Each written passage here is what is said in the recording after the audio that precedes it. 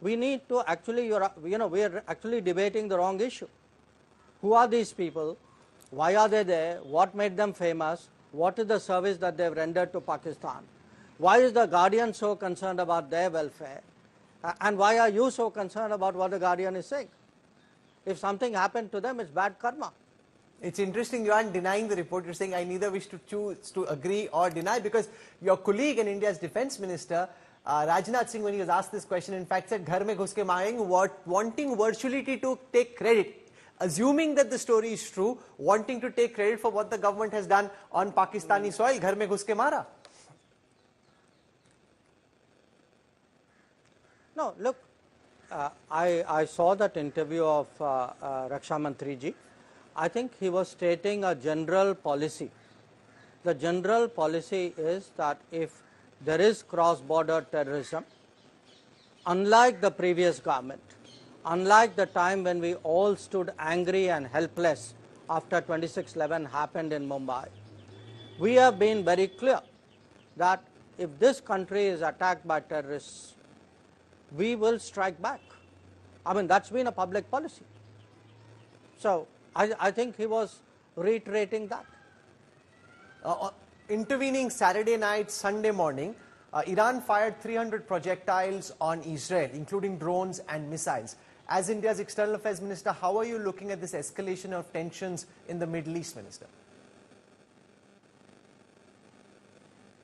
Look, it's obviously a matter of deep concern because it represents an escalation in the situation, and that is something which obviously worries all of us, because everybody, the entire world has stakes in that region. We have particular stakes in the region. The spokesperson today has issued a statement on that.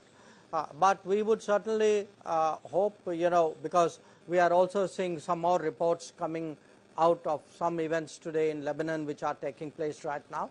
So I think we have for some time now been concerned about the conflict which started with the October 7 terrorist attack on Israel, escalating into other dimensions and other zones. So it is a deeply worrying development. But therefore, I think, look, we have today in the world a spreading conflict in the Middle East, in West Asia. We have again a very impactful conflict going on in Ukraine, whose repercussions are on beyond. We have a lot of tension in Asia, in the Indo-Pacific. So I think it's important today that the country has a strong government. There is a strong leader with a strong majority who can actually navigate India through what are clearly very stormy weather which we can see ahead. One of the things the Prime Minister said is the guarantee of the Modi government to try and rescue Indians in distress anywhere in the world if they end up getting caught in an unfortunate international situation. At this moment, as our External Affairs Minister, what's your advice to Indians in this region, whether it's in Iran or Israel or anywhere in the vicinity of the Middle East? And also, we're being told that flights to the region are being looked at and you want to pause flights. Are you really concerned that an Indian civilian airliner may potentially come in the midst of these growing hostilities? And where do you see this go from here, sir? Look, where Indians abroad are concerned, I think Modi ki guarantee has been in evidence for 10 years now. So people know that we are there for them in difficulties. Okay, and it's that confidence with which they set out. Right now, we have advised people not to travel to Israel, not to travel to Iran. We've asked those who are already there to take the utmost precaution, not to move about unnecessarily. That's the sensible thing to do right now. Now we will watch what happens further, and if we have to issue more advisories, if we have to take steps, we will do that. I mean, we have always done it. We did it in Sudan. We did it in Israel after October 7. We have done it wherever there's a conflict, wherever there's a natural disaster. This is the Modi government. We are ready. We are prepared. We are working on it. We are a 24/7 government. Sir, the next 5 years, the Prime Minister has promised to make India the world's third largest economy. That's just as far as economic prowess is concerned. As External Affairs Minister and a thinker on strategy, how do you see this play out in the realm of comprehensive national power, where economics and economy is one part of it, but there's also you're standing on the global high table, your military power, your hard power. So where do you see the trajectory go over the next 5 years when it comes to India's comprehensive national power in the global community? Minister. Right. Well, thank you, Rahul. That's the last question I'm taking because I got to move on from here. Sure. So on this one, I would say, again, what the manifesto lays out. You know, one part is growth, which is we are looking at definitely becoming the top 3 economies, but we are looking growth with employment so that the benefits of it are shared widely in the country. But we want to build deep national strengths, and we want to harness the talent and skills of our people, of our youth for this.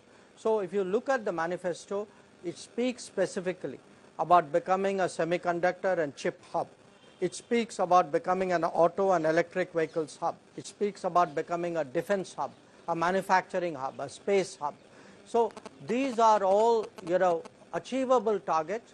You need a government like Modi Sarkar which can think long term, but which term after term can actually deliver this on the ground. I think the last 10 years have been a very solid foundation. In the next coming years, we will definitely, I think, be moving in this direction. And certainly, you know, unlike the past, where we had actually given up on manufacturing. You have people in the Congress party who say we are incapable of manufacturing. So we believe we can manufacture. We are the government which delivered 5G. We are the government which delivered Covaxin. We are the government which put Chandrayaan up there on the other side of the moon. So we trust the talent of India. We have faith in the skills of India. This is a manifesto for young people. It is a manifesto for optimistic India, for a can-do India. And I think that's what people will be voting for all the way up to June 1. Okay, we leave it over there. So thank you very much. Jaishankar, thank you very much for joining us. Thank you. This is a period of intense geopolitical uncertainty. In fact, one of the points the Prime Minister made in his address while the manifesto of the Bharatiya Janata Party was released, that you need a strong and decisive government at a time when there is so much uncertainty globally. To get a sense of what to expect, especially from a foreign policy prism over the next 5 years when it comes to India's position in the world, we are joined on India Today, live and exclusive at this time by India's External Affairs Minister, Dr. Jaishankar. Dr. Jaishankar, thank you very much for taking our time and joining us on India Today. Welcome.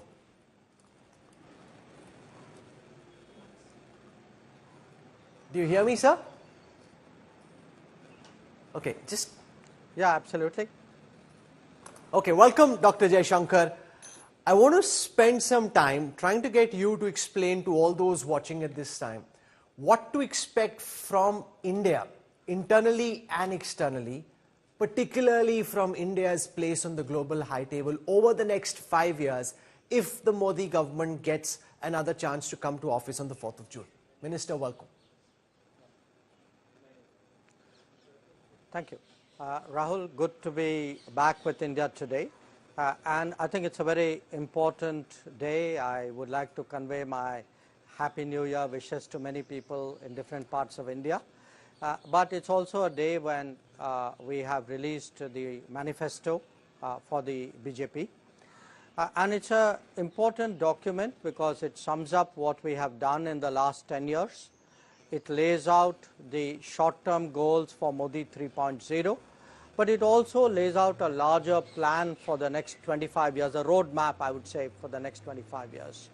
Now, in terms of what we have done, I think people have seen us from becoming a fragile 5 to a top 5 economy. They have seen an enormous social support network through various yojanas, housing, food, ration, health come up. They saw how we battled the COVID, the leadership that the government gave, the solutions we found. And also they are seeing today that Atmanirbhar Bharat in different domains is actually yielding dividends, that manufacturing is coming back into this country, and also that the farmer is getting a fair deal.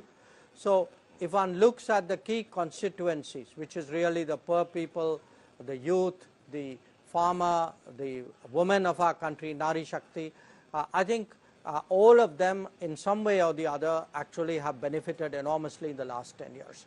Now going forward, which is really your question, we have a range of today, it's a long document, there are very specific promises. I think the prominent ones would be definitely for citizens over 70, we have promised free health care through Ayushman Bharat. For people taking mudra loans, we have committed that we'll increase it from 10 to 20 lakhs. We are going to increase startup funding. We are looking to see how we can actually enhance manufacturing in this country, make it really into a capability, technology, engineering hub. For the farmers, we will encourage them to become self-sufficient in pulses and edible oil, which is in very high demand. For workers, we would actually through e-Shram find ways by which they are more aware and avail of their benefits. Generally for the public, I think how to improve, expand Jan Aushadhi Kendras, how to improve infrastructure. It could be from Vande Bharat trains to more bullet trains, to increasing the current pace of railway building, which is 14 kilometers a day, and road building, which is 28 kilometers a day. So pretty much I would say every section has something in it.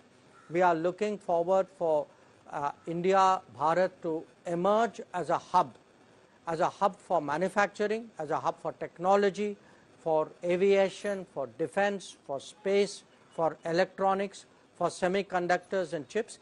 And these are not just promises. These are goals, resolutions which are made, targets which are made on the basis of 10 years of performance. Minister Jaishankar, I want to spend some time focusing on certain aspects of foreign policy which are also linked to domestic politics. Now, I'll start with Kachchativu, for example. You would have seen your predecessors as foreign secretaries, the likes of Jaishankar Menon, Nirupama Rao and some others coming out and saying that taking up because of domestic political reasons, wanting to reopen an international agreement with a neighbor is fraught with danger, could set a wrong precedent. Can you explain to those watching at this time why you think the Kachchativu agreement with Sri Lanka needs to be relooked, and what specifically do you intend to do, Minister, if your government does get an opportunity to come back to power?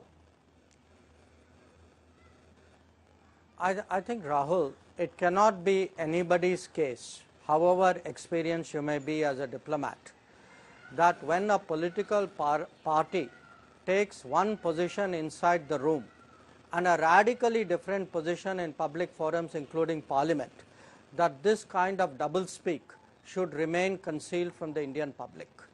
When we have an election, the public is entitled to know the truth about the party for whom they may be voting or not voting.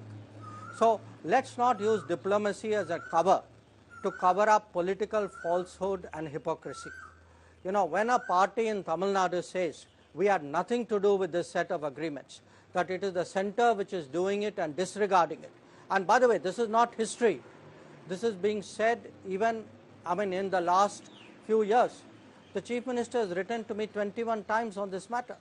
So what am I supposed to do? Let him get away with his falsehoods? Please do not use diplomacy as a cover to actually obscure the record of the parties today. Because we have had a long history of doublespeak in this country. The BJP is a party, at least what you see is what you get.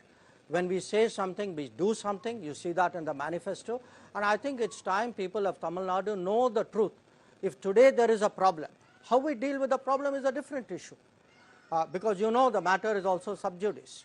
But don't talk about it because, oh, by the way, it's embarrassing somewhere else. It's not embarrassing out there. Let's be honest. It's embarrassing to DMK. It's embarrassing to Congress party. It's good to see you make a wholehearted political pitch, but that's on the domestic politics. The question is, you're also External Affairs Minister. What specifically do you intend to do? Because you could well be in Colombo meeting your counterparts, meeting other leaders there. Are we asking for Kachchativu Island to be returned to India? What specifically are you pressing for, apart from exposing domestic hypocrisy of our regional parties?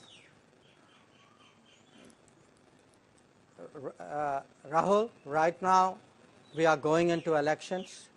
There is, you can say, the public, what does the public do in an election? It audits a political party. It looks at, where has the party delivered and where has the party cheated.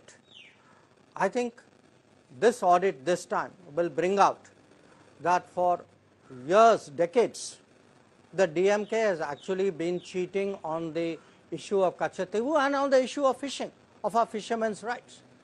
So, what we do later, you don't worry about it. I know what to do later. Right now, let's get the truth out. Don't be party to obscuring the truth in the name of diplomacy. Okay, interesting. You've said what you had to, you've dodged the rest, which is fine, that's totally understandable. I want to now come, Minister, to the Guardian report that came out, again linked to Indian domestic politics, which claims that since 2020, India's External Affairs Agency may have had a role in up to 20 assassinations on Pakistani soil. How do you look at this report in an international newspaper and the domestic politics in India and what's playing out in Pakistan? And what do you have to say about the veracity of the report? Now, look, how is this a domestic story? First of all, you have something happening in Pakistan, okay, to people clearly of a somewhat disreputable nature, to put it mildly, which is brought out by some paper in UK. I mean, these stories come out. These are intelligence-based stories. No government anywhere in the world confirms or denies intelligence-based stories. But if something did happen to such people, we need to actually, we are actually debating the wrong issue. Who are these people?